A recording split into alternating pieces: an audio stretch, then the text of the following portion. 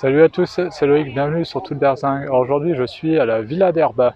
Donc vous avez sûrement déjà vu la vidéo que j'ai faite sur la Villa d'Este. Si c'est pas le cas, je vous invite à aller la voir. Et donc là je suis maintenant à la Villa d'Erba. Alors c'est juste à côté, dans le quartier qui est vraiment incroyable, hein. Tout ce qui est autour du lac de Caume, c'est un truc de fou. Et donc ici il y a un petit rassemblement organisé aussi par BMW. Alors rien à voir avec le niveau de la Villa d'Este, mais bon, il y a quand même des trucs vraiment sympas. Donc on va faire un tour, allez c'est parti. Alors on va commencer ici avec une Z3 coupée. Alors vous savez tous que j'ai une Z3, enfin vous savez tous non pas forcément, mais si vous suivez la chaîne vous savez que j'ai acheté une Z3. Moi c'est une Z3 standard, donc là on a la version coupée qui est beaucoup plus chère en cote, puisque beaucoup plus rare. Mais moi je la trouve vraiment sympa au niveau design. C'est particulier, hein, c'est un break de chasse, c'est la définition même d'un break de chasse. À côté on a une autre Z3 en rouge. J'aime beaucoup en rouge, alors c'est une Z3M en plus, pour le coup c'est pas n'importe laquelle. En rouge, voilà, j'aime beaucoup en rouge. J'aurais bien voulu en trouver une rouge, mais bon, j'ai pas trouvé. Alors là, je vois une voiture qui m'attire l'œil, parce que là, je vois pas ce que c'est. Donc c'est une Bolman. Alors là, je vous avoue que je ne connais pas. Je sais pas ce que c'est. Enfin, bon, c'est une Bolman. Voilà, bah, il n'y a que 30 exemplaires en même temps. Hein. C'est sympa, j'aime bien. Je vous montre l'intérieur. L'arrière est sympa également. Après ici on a une Ferrari 512 TR. Voilà, en noir. On reste dans les 512, mais celle-ci c'est une BB 512. Voilà, donc là aussi une voiture assez mythique de chez Ferrari. Là ça doit être une BMW 2002, si je dis pas de bêtises. De toute façon ça doit être écrit derrière. Ah, Electric Test Véhicule, c'est quoi ce truc? Oh putain, ils ont encore électrifié les bagnoles. Ah, donc c'est bien une 2002. Après ici on a une Testarossa, Ferrari Testarossa. Donc là tout à l'heure on avait la 512 TR qui est l'évolution. Et là donc c'est la Testarossa. Après ici on a une 550 Maranello. Alors celle-ci est spéciale parce qu'elle est verte. Je sais pas si ça se voit bien en vidéo, c'est un vert très foncé. C'est une couleur assez rare mais classe. Qui lui va pas mal, Maranello. On en a une autre ici. 550 Maranello. Donc moteur V12, position centrale avant, c'est la première Ferrari que j'ai conduite, ça. C'était ça, une Maranello. Je commençais avec un V12 en position avant. Donc puis là on a une petite Z3 qui se promène, alors je suis venu avec la mienne, hein. Je suis venu jusqu'en Italie avec. Et celle-ci c'est pas la mienne, moi je suis garé ailleurs, là, sur un parking visiteur. Alors certains vont sûrement me dire pourquoi t'es pas venu avec la Ferrari, eh bien... généralement ceux qui posent la question ils en ont pas en fait, parce que quand on a une Ferrari, on se rend compte que c'est pas une voiture qu'on emmène n'importe où. Enfin voilà, il y a beaucoup de contraintes quand on part quelque part avec, que ce soit au niveau hôtel, enfin voilà, on peut pas la laisser n'importe où. Ça lui fait faire des kilomètres pour pas grand chose, parce que finalement c'est beaucoup d'autoroute, donc il n'y a pas vraiment de plaisir de conduire une Ferrari sur l'autoroute. C'est plus fait pour s'amuser dans les petites routes sinueuses. Donc voilà, pas vraiment d'intérêt, beaucoup trop de contraintes, de stress de venir ici avec, donc je choisis de prendre la Z3. Ah oui, ici, il y a quand même du lourd ici, hein. Gumper Apollo, attention. Ça j'adore, hein. Cette bagnole-là j'adore. Une des rares voitures allemandes que j'adore. Non mais là, c'est... voilà quoi. Là c'est du brut. Je vais vous montrer l'intérieur d'ailleurs. Le sigle sur les sièges. Très sport, hein. Ça c'est une voiture vraiment que j'adorerais avoir. Même conduire. Alors conduire ce serait top. Faut rêver, hein. Mais... incroyable cette voiture, les porte-papillons.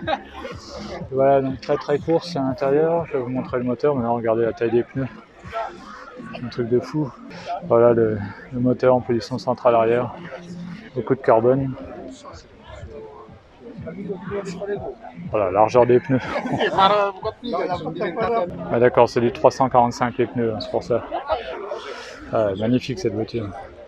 Après à côté on a une Jaguar XK120.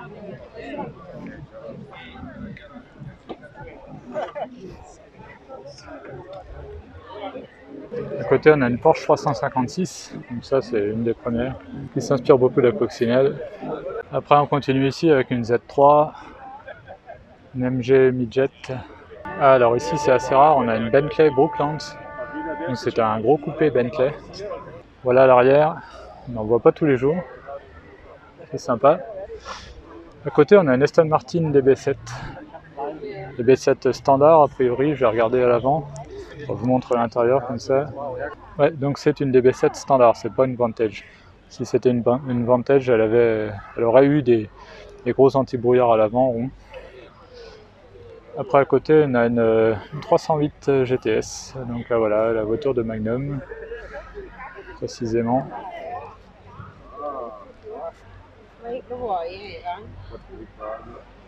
Voilà. Une Alfa Romeo un petit peu étrange. C'est une 1600 SS a priori. Après ce qui est marqué dessus, je me cours toujours dans une Giulia, voilà.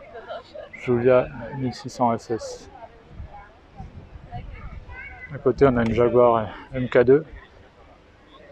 Bon, après on a tout un tas d'anciennes BMW. Bon alors moi je suis pas fan, voilà, des M3. Une 3 litres CSL, bon là voilà, on a vu une déjà à la Villa d'Este. Il y en a une autre à côté. Ah, ils sont vraiment en très bon état. Ah et alors ça c'est sympa, c'est une BMW Z1. Alors pour ceux qui ne connaissent pas, la particularité de ces voitures, c'est l'ouverture de la porte. Quand on appuie sur le bouton ici là, la porte se baisse dans le comment on appelle ça, dans le renfort ici là. Voilà. Donc voilà, si vous voulez une voiture vraiment originale, dépêchez-vous, c'est en train de prendre de la cote. Alors là on a une Z3 coupé M. Donc là en gros c'est la meilleure des Z3 quoi. Et la plus chère parce que ça vaut je crois autour des 60 000 € aujourd'hui. Hein. Donc là on est quasiment au prix d'une Ferrari 360 Modena. C'est de la folie. Allez, pour les fans là on a une M3. Donc la police qui s'intéresse à la voiture. Bon lui je sais pas ce qu'il nous a fait là. Il a mis une galerie, roue de secours, jerrycan, etc. Là, je sais pas, il est parti nous faire un raid ou quoi avec sa bagnole. Encore une Z3M coupée.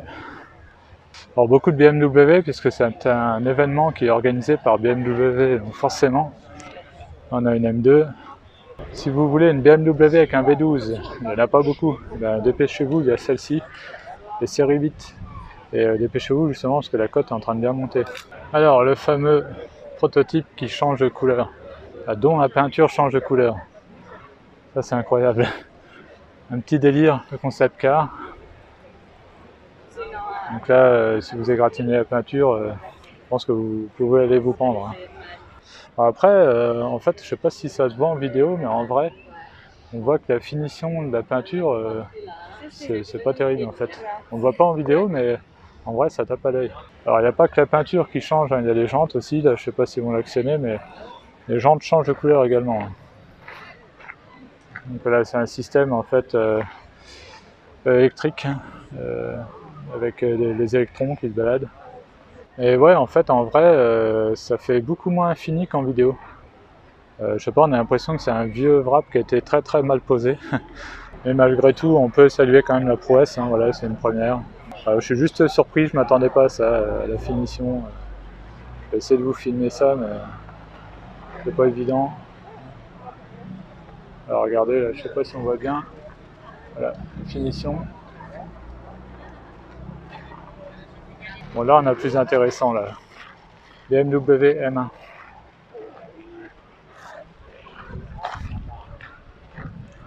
Que j'aime beaucoup le design. Le petit détail que j'adore, c'est les deux logos BMW là, de chaque côté aux extrémités sur l'arrière. Vraiment sympa. Et là aussi on a un cadre magnifique. Et là voilà on a la toute dernière M4. Bon j'avoue qu'elle en jette mais c'est pas ce que j'achèterais. Hein. Donc oui, comme je vous disais, voilà, cette bâtisse, là, la Villa d'Erba, exceptionnelle, hein, superbe.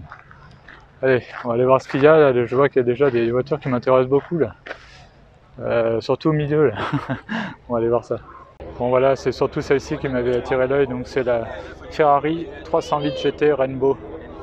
Donc c'est un prototype Ferrari très rare que j'ai déjà vu. Elle a été dessinée par Burton. Et une fois, je crois que c'est au Rétromobile, ils avaient fait exposition Berton et donc il y avait la Rainbow qui était là. Alors, le design est vraiment particulier. Déjà, il y a très peu de Ferrari qui ont été dessinés par Berton. Donc il y a notamment la 308 GT4 et donc la Rainbow. Alors on aime ou on n'aime pas, mais bon, voilà, comme je vous ai dit, moi j'aime bien les voitures taillées à la serpe. Donc là pour le coup, voilà, j'aime bien. Elle est incroyable cette voiture. Donc oui, voilà, design très particulier, mais que j'aime beaucoup moi personnellement. Enfin, c'est original et je sais pas comment expliquer pourquoi j'aime bien, mais j'aime bien. Et je peux comprendre largement qu'on trouve ça moche, je vous rassure. Et ouais, je sais pas. Les goûts, les couleurs. Hein. Bon, à côté, on a une Ferrari, toujours une 365 GT B4, dite Daytona. C'est pas son nom officiel. Voilà, donc là, normalement, si on regarde, on va retrouver le même type de siège que dans ma Ferrari. Voilà, bon, il y a des sacs, mais c'est ça en gros le design. Daytona qu'on retrouve dans la mienne, dans ma 360 Modena. Et là, donc, on a un Giallo Modena, au niveau de la couleur. Bon, après, à côté, on a une Testarossa, plus classique, avec le V12 à plat à l'arrière, le flat 12, à la position centrale arrière. Ferrari 328 GTS, une 246 GT Dino, avec donc le V6, le 6 en position centrale arrière. Ah, alors celle-ci en fait c'est pas tout à fait une 328 comme j'ai dit, c'est une GTS Turbo. Donc ça c'est un modèle particulier qui était réservé à l'Italie puisqu'ils avaient des taxes anti-pollution, du coup ils ont fait des modèles spéciaux, notamment avec turbo, donc comme par exemple les 2 litres, 2 litres turbo. Alors ici on a un truc assez sympa, je ne sais pas ce que c'est, on va regarder ça tout de suite. C'est une Gogo Mobile, apparemment, si ça se prononce comme ça. Je ne sais pas, hein. Bon c'est italien a priori, hein, mais voilà, c'est marrant. Lancia Delta intégrale. Là on a une Fulvia coupée.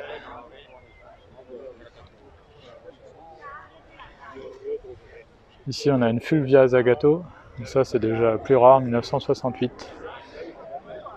En Spider, parce qu'elle existe aussi en coupé.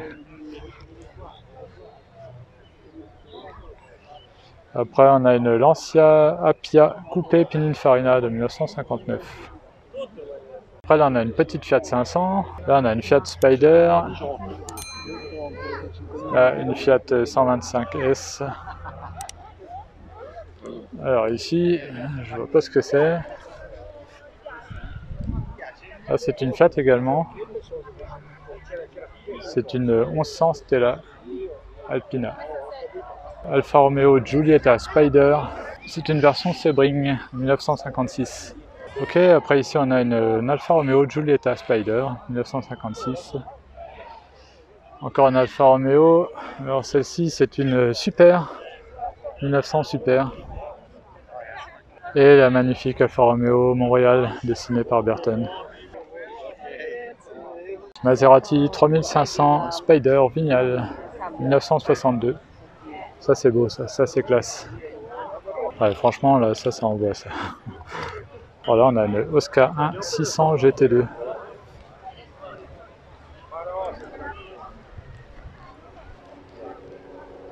Et juste vite fait dans la rue, là une petite Ferrari GTC4 Tuso.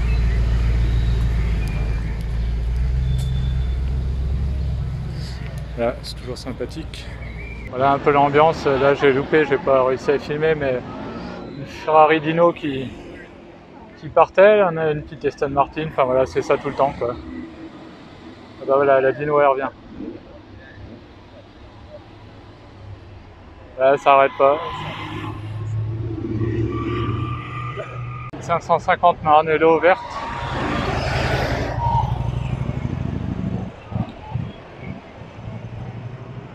Ah, on a une petite Maserati MC20 qui s'est cachée là. J'adore vraiment cette voiture, vraiment bien réussite. Hein. Ouais, là franchement Maserati chapeau, hein. Le design top. Ça rappelle un petit peu la MC12, l'avant je trouve, surtout de cette couleur. C'est un espèce de blanc nacré, mat, très joli.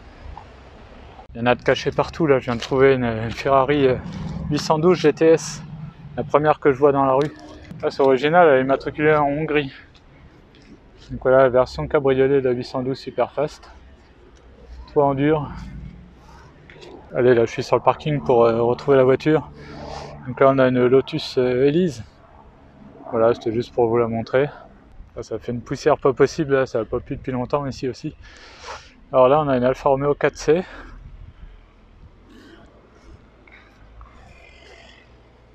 Marqué même 4C Competition. Là on a une Huracan Spider. Voilà, moi je suis venu avec mon humble Z3 et il y en a une autre qui est venue se garer ici. C'est marrant, hein, presque la même. Voilà, moi je suis là, putain, elle a pris la poussière, hein. Oh la vache. Bon voilà, c'était une petite vidéo rapide hein, sur la Villa d'Erba. En fait, ça faisait trop long de rajouter à la suite de celle de la Villa d'Este. Donc du coup, voilà, je me suis dit je vais faire une petite vidéo à part. Il y avait quand même des voitures vraiment intéressantes, hein, la Gumper, la Ferrari Rainbow, etc. Donc voilà, j'espère que cette petite vidéo vous a plu. Si c'est le cas, n'hésitez pas à mettre un pouce bleu. N'hésitez pas aussi à vous abonner et à activer la petite cloche, comme ça vous serez au courant dès que je mets une nouvelle vidéo. On se retrouve à très bientôt dans toute berzingue. Allez, salut!